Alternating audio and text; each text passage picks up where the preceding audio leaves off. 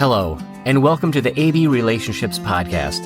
Your hosts are Angela Lazariki, psychologist and psychotherapist, and Boris Hertzberg, psychoanalytic therapist and couples consultant. We talk about relationships and discuss some ways in which we can help each other in relating better. It is a space for sharing, discussing, and brainstorming common relationship difficulties, as well as real-life issues presented by our guests. Please note, this is not therapy, nor is it a substitute for therapy. Enjoy, as we are about to begin.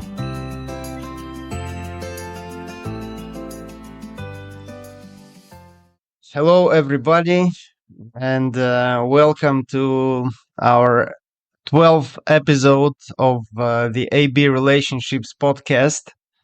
And we are glad to see you, even though we don't see you, but we imagine you, and we are glad to be imagining you. Yes, hello everybody. Hello, Boris. It's good to be back for another episode.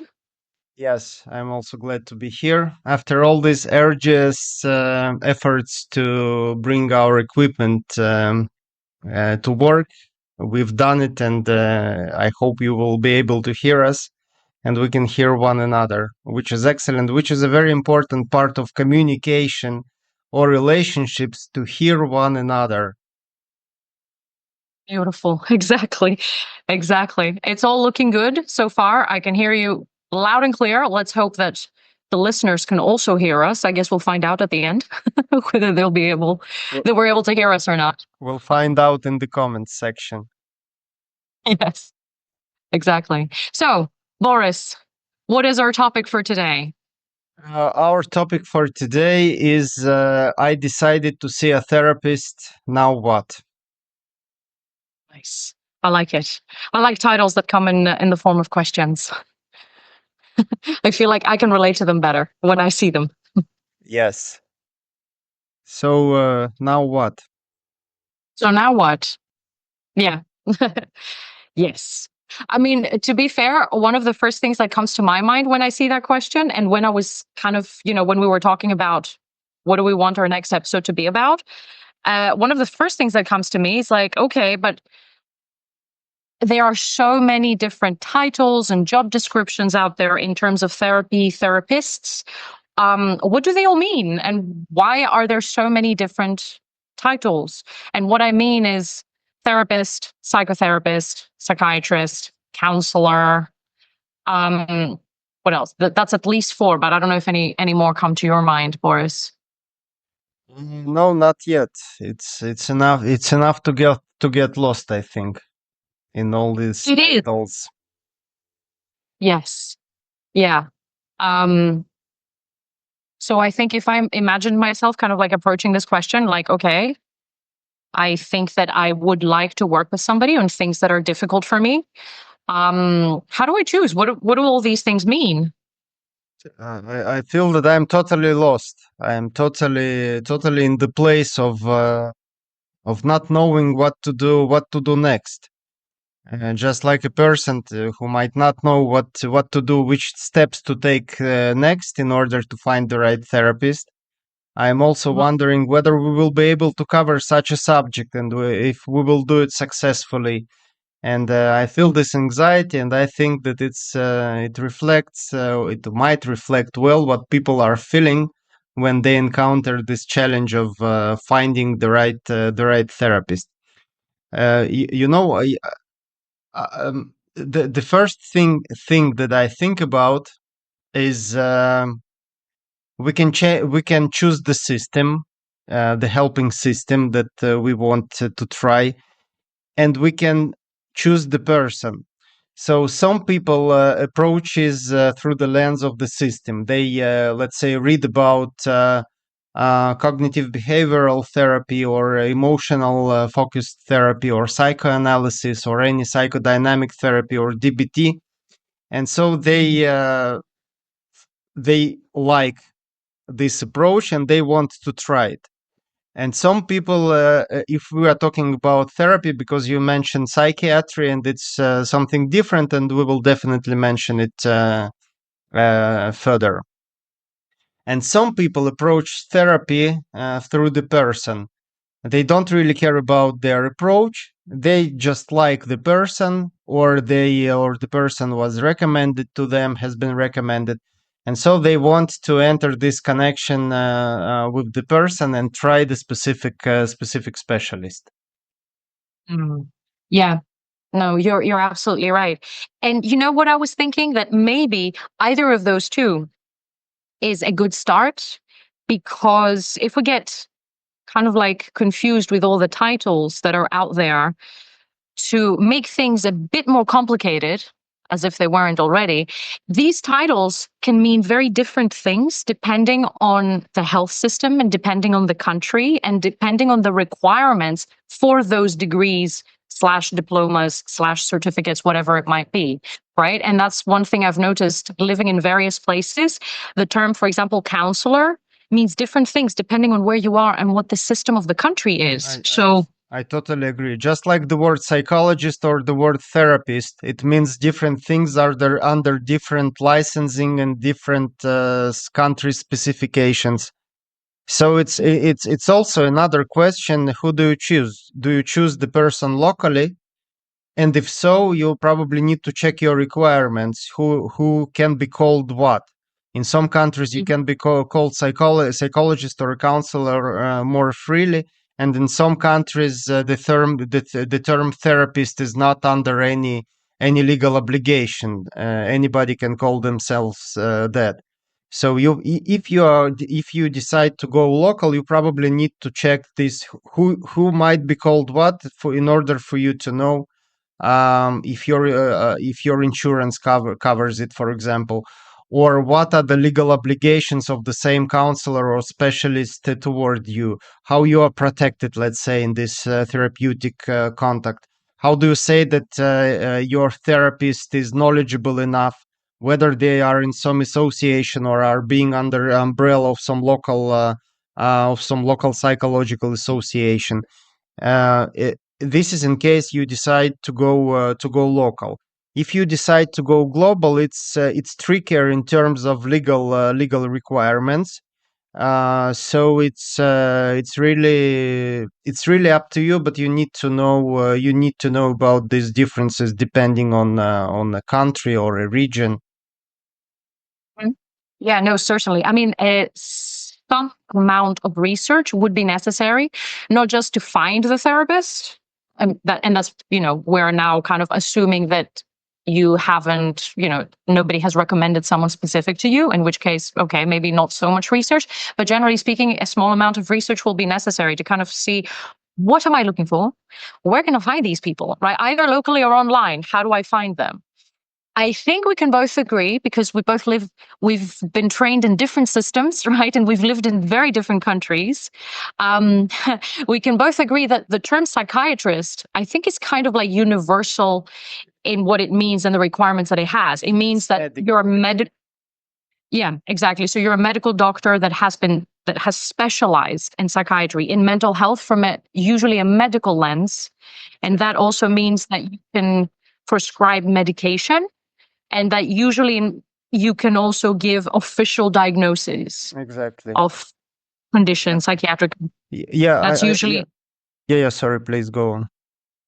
No, I was just going to say that's usually what it means, kind of like around the globe, like psychiatrist. I totally agree. It's we can agree that this thing is pretty universal. It's a doctor, and one usually goes to a psychiatrist to get a medical treatment, to get some medication, to get help with the symptoms, to get a diagnosis.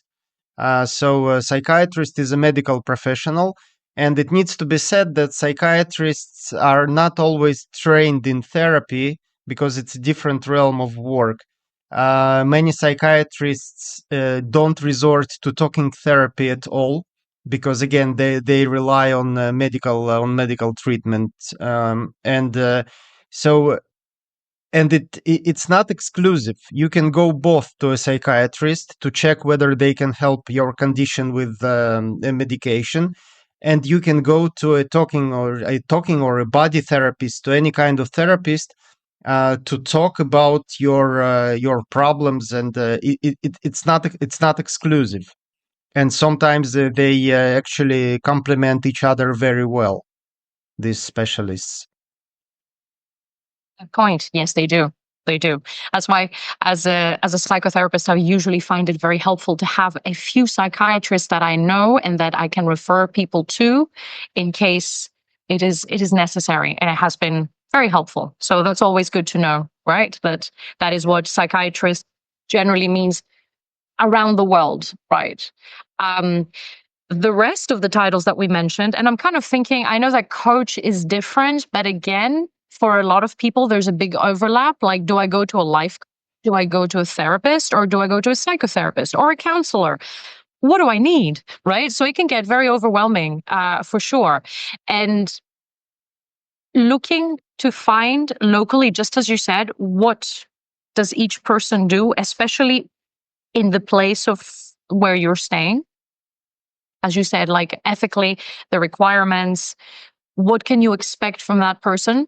Where can they help you and how? It would also depend on what you want to do, because some people actually do want life coaching and they go to a psychotherapist for that. Usually, that is not what a psychotherapist would do so much. I mean, there is an overlap. There are sections of life coaching where we sit down and we look at practical problems. How can you go about looking, for a job that is a better match for you, right? So there will be an overlap for sure. Yeah. Yeah. So, yeah, I also think that if we are talking about coaching, it's more about resolving some concrete problems. If you want to change something concrete, also coaching usually doesn't go deep or at all into the past. Usually coaching is about taking the present things and thinking how to improve them, and how to use what you already have. Whereas therapy, at least in my approach, I'm trained in psychoanalytic therapy, which is psychodynamic therapy, which analyzes the present and the past, because something has led you to this point of life. So the premise of therapy, at least from a psychodynamic therapy, is to understand what brought you to this point, to take some memories, recollections, some feelings, and to help one analyze them, and to help one integrate these past experiences into the present. And then the premise of therapy, that once you've done it, or at least if you are doing that successfully, you free up energy for the future, for future projects, for doing stuff, because the premise of therapy, at least again of psychodynamic therapy, that there are things in our past and in our relationships, especially early relationships, that just block us and stop us from being happy and from reaching what we want. And coaching, on the other hand, is talking about the future, is taking the resources from the present, not going into past experiences, and just working with what you have.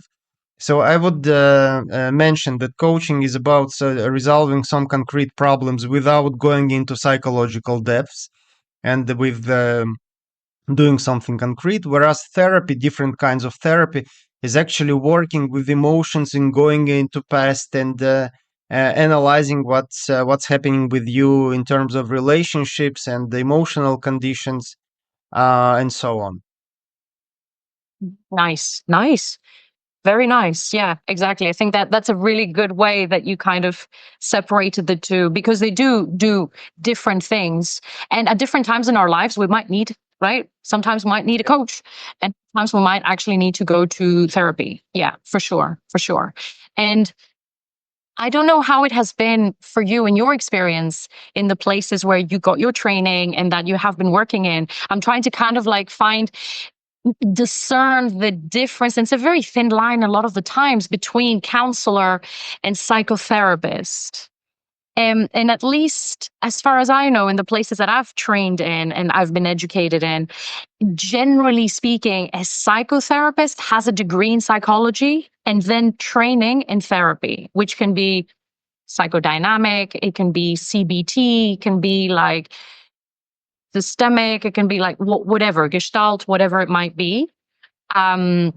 Whereas a counselor doesn't need a degree in psychology but would have done training in counseling. And that also has different approaches as well.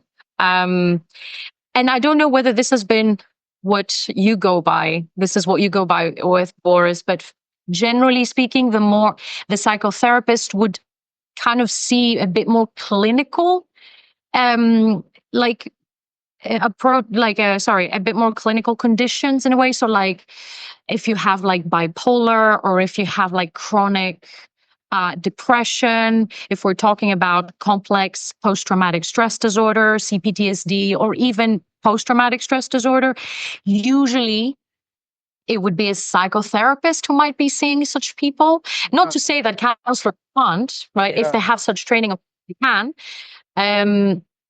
So a lot of the times it's such a gray zone, and it's like a very thin line. Counselors can also be really good working with like support, like when it comes to grief, a lot of the times, life transitions, a lot of the times when you don't necessarily need to go to like depths about childhood necessarily, but you do need the support, like, because I'm going through a really difficult time currently in my life. Counseling would be like great.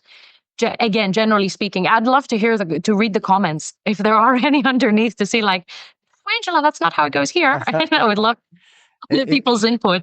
Yeah, exactly. It might go different in different countries and jurisdictions, but I think I think you are correct about counseling psychology. If you go to a counselor, it's usually about, how do I say, it's maybe one step not ahead of coaching, but still you work with life issues, and you don't have any diagnosis, or you don't suspect that you have anything. You just want to work with a counselor on improving different issues in your life. And if we are talking about psychotherapy, or we are talking about clinical psychology, it's more about working with the diagnosis and understanding either different personality types, if we take more psychoanalytic approach, or if it's about understanding, clinical understanding of different conditions, and knowing how to work with them. The thing is, again, it really overlaps, and it's a gray zone, because you can take any condition, and you might want to look at it through the counseling lens. What can a counselor or a coach, how they can help you, how you can because sometimes in every system there is an unexpected angle on how you can see things differently, and how it can be helpful to you. But probably if you have some diagnosis or a condition that has been treated, you might look for either a clinically trained clinical psychologist with a degree, and with or without psychotherapeutic treatment. Or it can be, so in different countries, it can be a social worker with psychotherapeutic specialization. Yeah, there's probably that. You need to decide whether you want to go more to the not medical, but more to the formal clinical direction of looking at your condition, or if you want to go more to I don't know how to say it, more to say less treating, and more maybe talking, more understanding, and understanding the depth of what's going on with you. So you can go, I think I've managed to formulate it. You can go down the path of treatment, or you can go down the path of understanding and exploring and improving. There is that's my these are my thoughts. Yeah, no, very nice. And you made a really good point, actually, because as far as I know, with some of my colleagues and just looking at different degrees from the States. I don't know if it's the same thing in Canada. If anybody does know, please do write it down in the comments. But you're right, like social workers and special training of social workers in the US, often that kind of resembles or reflects the same work that a psychotherapist might be doing in Europe, or a therapist might be doing in Europe. Like there's a big overlap. So that is a title that a lot of the times is very popular in the States. And it's kind of like the same work that is being done by a different title in Europe and maybe other places as well. I'm very Eurocentric. I'm sorry, because that's where my education was. If someone knows of other places as well, that'd be awesome. Like, drop it in the comments. That'd be great. Let us know. Yeah, let us know, because it's fascinating. But I think the gist is basically, because I feel like we're throwing way too much information there now. The gist is that do a little bit of research. That is a given, right? If you have decided that there's certain things that are coming up for me that are difficult, and I seem to like not be able to help myself really because I'm going around in circles, or I see this pattern unfolding and I'm not sure how to approach it. I want to work with somebody who can help me. Take a look online. Go first into your country, whatever country that you're located in, and start looking like counselor. What does that mean here? Therapist, psychotherapist, psychiatrist. You can also look that up if you want. Generally speaking, is pretty universal. And kind of like see, what is the description? What do they do, generally speaking, where you are? Does that resonate? Does that feel like, okay, yeah. And then by all means, start reaching out to people. Exactly. And seeing like who feels like a better match. And that could be a different episode that we can do, or maybe we can mention it here as well. But yeah. Yeah. I think it's a very important point to listen to yourself, what resonates with you. First, the system, which therapeutic or counseling or coaching system resonates with you at your current stage of life. And then you can look for specialists within this category. And with some, you might have a good connection and want to start working with one of them. With some, you might not have a good connection, and it's totally okay. You need patience. I think it's important because looking for the right person with whom you want to build a relationship. We have the word relationships in our name. Finding this person is not an automatic task. You need to see some people, to talk to them, and it's totally okay if it doesn't pan out immediately. It's fine to enter this process of finding the right specialist for you, because a relationship with the right specialist can be ongoing and very long term. So it's an important investment, both money, financial investment, and emotional investment for you and for your success. Oh, nice. Yeah, absolutely. I've had a few clients actually describe it to me, the whole process, like dating. They're like, I'm going to reach out to a few therapists at a time, like 2, 3, maybe 4. And usually most therapists, psychotherapists, counselors, they do offer an introductory call for free, like 15 minutes, 20 minutes, whatever it is that they offer. Each person has a different duration where you can actually, talk to this person, and they can ask you a few questions. You can see, does this feel right? Do I feel comfortable? Do I feel safe? It's kind of important. Just like you said, Boris, this is like a big investment. And the therapeutic relationship, very important, right? This is a massive part of a successful therapy, is the alliance, the therapeutic alliance, and how we feel. Exactly. Yeah. Exactly. It's very important. It's the main predictor of success in therapy, therapeutic alliance. It's less about the system what the person uses, or even personal qualities of the specialist. It's this therapeutic alliance. So it's extremely important that you establish a good contact with this person, and you feel comfortable working with them. Because if you feel comfortable working with them, and if you have first and foremost personal connection, because still therapy is about a personal contact, two persons contact, and they develop some dialogue, some deep dialogue, It's very important that you have a good human connection with this specialist, which can be further developed, and therapy it can be different. It's at some stages it can be more difficult. So some stages it can be easier. So if and once you reach these more difficult times, you will be able to overcome them more easily if you have a good connection with the specialist, and I'm sure they will help you do it as well, overcome it. Awesome. Yeah, no, absolutely. Such a fundamental um, block to build on. Absolutely. And just as a final footnote, if we're talking about a person who is finding themselves in kind of a crisis slash emergency slash urgency, their symptoms, whatever might be, are feeling overwhelming, and they're kind of thinking like, yeah, I don't have the time to do all this stuff. This is all very nice, but I don't have the time for this. I don't have the luxury of doing that.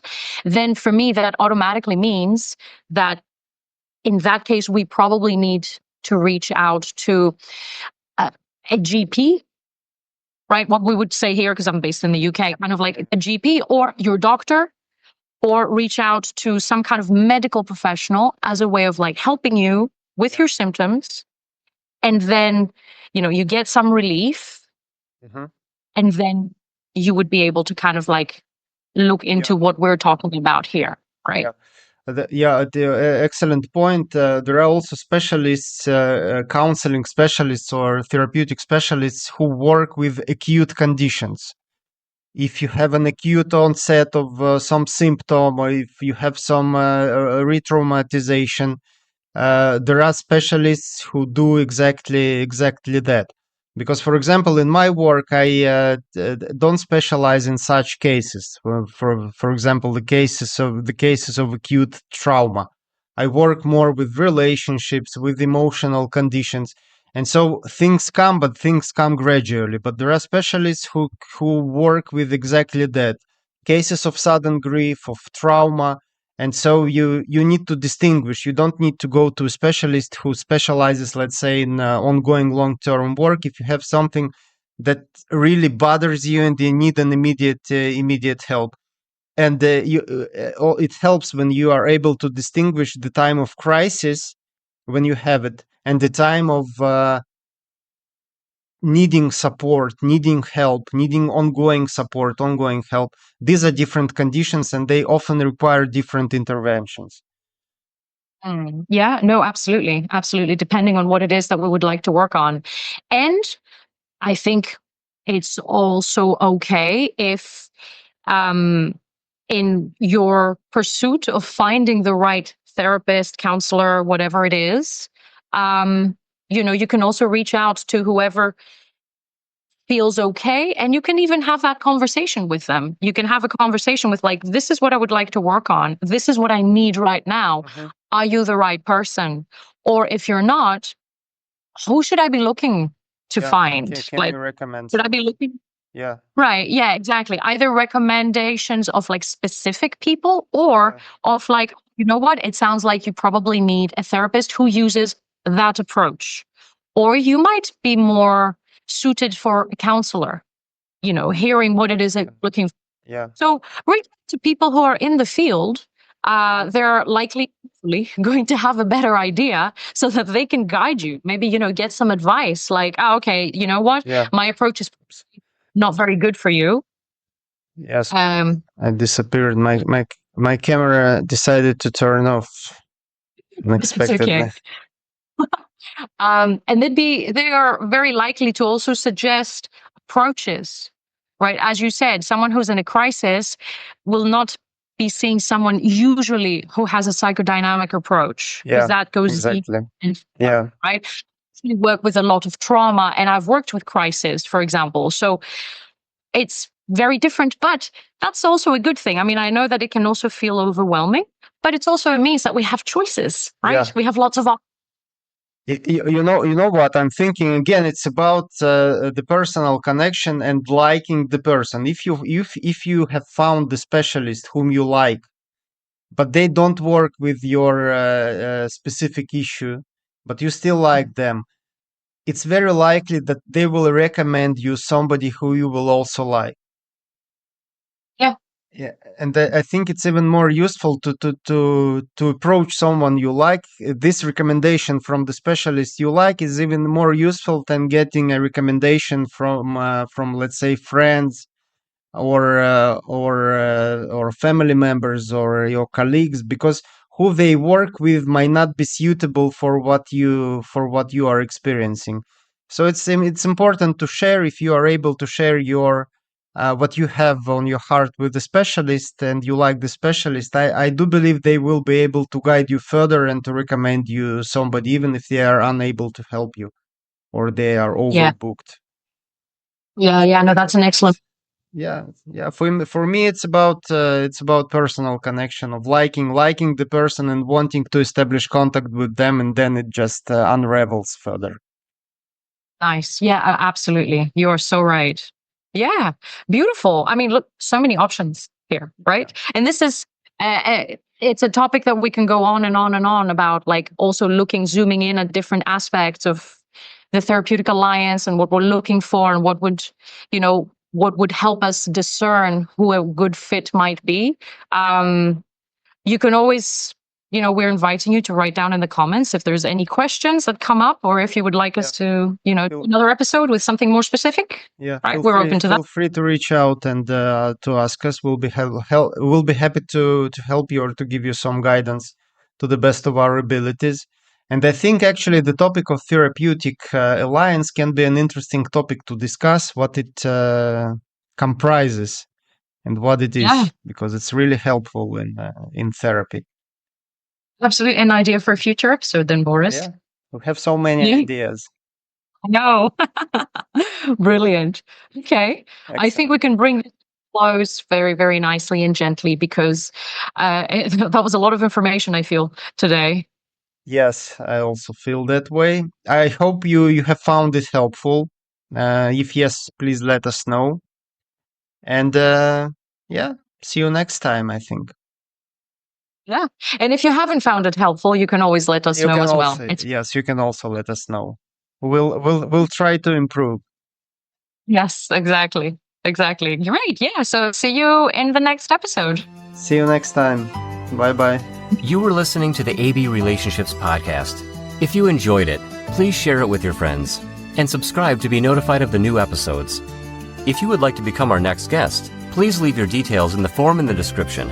If you have any questions or would like to talk to the hosts, please also refer to the description.